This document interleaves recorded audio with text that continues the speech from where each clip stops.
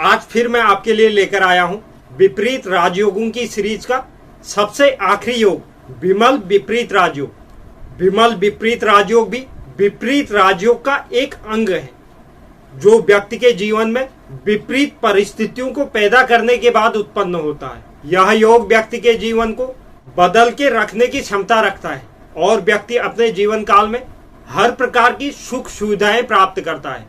साथ ही साथ जिस कुंडली में विमल विपरीत राजयोग होता है ऐसा व्यक्ति समाज में प्रतिष्ठित होता है। और उस व्यक्ति की एक और खासियत होती है, वह व्यक्ति जिस स्थान में रहता है उसे कभी भी अपना मान ही नहीं पाता।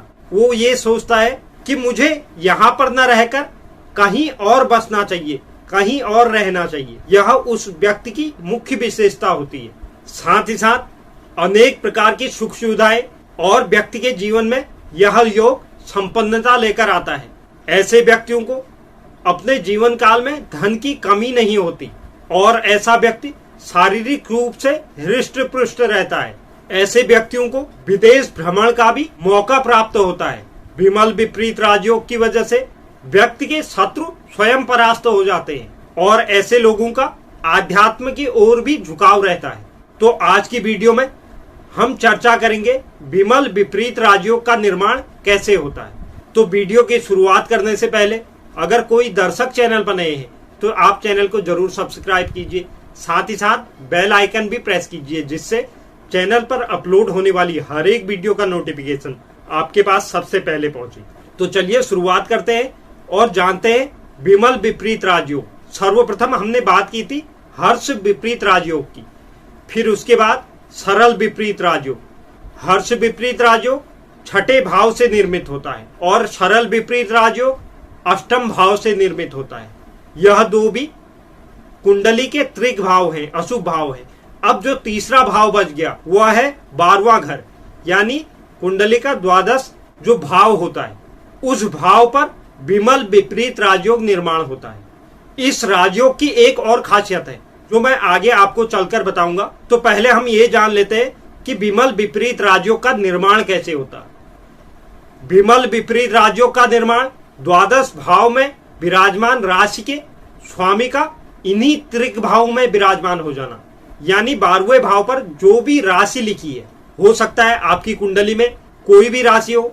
हर एक व्यक्ति की कुंडली में द्वादश भाव में अलग अलग राशि लिखी हो सकती है, लेकिन राशि जो भी वहां पर लिखी है, चाहे 1 लिखी है, 2 लिखी है, 3 लिखी है, 4 लिखी है, जो भी अंक आपके द्वादश भाव पर लिखा है उसका जो स्वामी है, स्वामियों के बारे में मैं वीडियो बना चुका हूं, बता चुका हूं।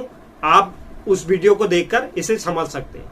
तो द्वादश भाव में आपका जो भी राशि लिखी हुई है उसका स्वामी, जैसे अगर 3 या 6 लिखा है तो उसका स्वामी हो गया बुध ग्रह, 9 और 12 लिखा है तो उसके स्वामी हो गए देवगुरु बृहस्पति, 10 11 लिखा है तो शनि महाराज स्वामी हो गए। तो इसी तरह से राशियां बटी हुई है।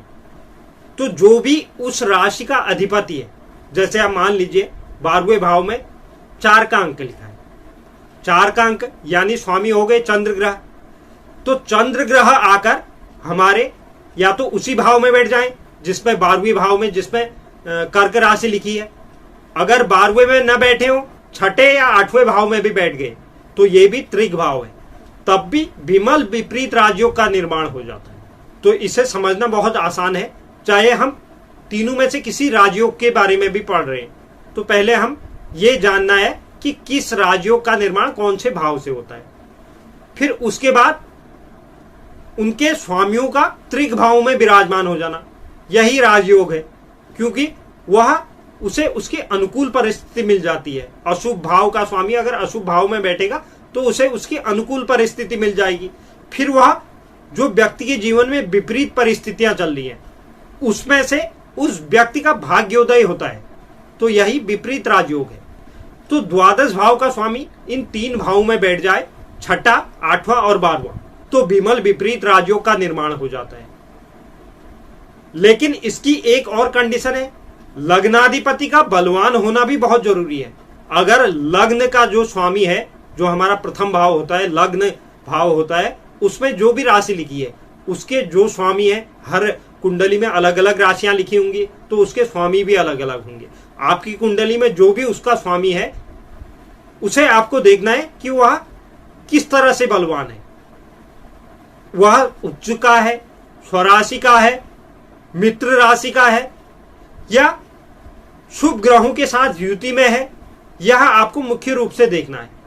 तो अगर ऐसा कुछ है तो इसका मतलब आपका ग्रह बलवान है, तो इस राजयोग के आपको बहुत ज्यादा परिणाम प्राप्त होंगे। वहीं अगर लग्नाधिपति कमजोर पड़ जाए, अशुभ ग्रहों के साथ बैठा हो, अशुभ ग्रहों की दृष्टि हो, अपनी नीच राशि में हो, तो व्यक्ति को इस राजयोग के जो फल है वो प्राप्त नहीं हो पाते। तो इसलिए हमें लग्नाधिपति को देखना भी बहुत जरूरी है।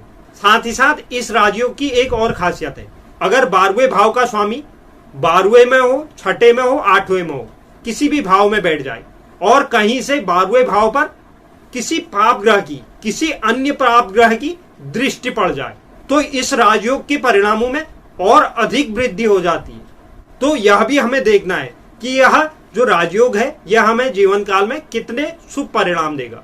तो एक छोटे से उदाहरण के जरिए मैंने आपको यह राजयोग समझाने का प्रयास किया। उम्मीद करता हूं आप लोग इसे अच्छी तरह समझ गए होंगे। जो भी दर्शक चैनल पर नए हैं, चैनल को जरूर सब्सक्राइब कीजिए, साथ ही साथ आप बेल आइकन भी प्रेस कीजिए और आप वीडियो को लाइक के साथ शेयर भी कीजिए। साथ ही साथ आप अपनी राय भी कमेंट बॉक्स में जरूर लिखें। धन्यवाद।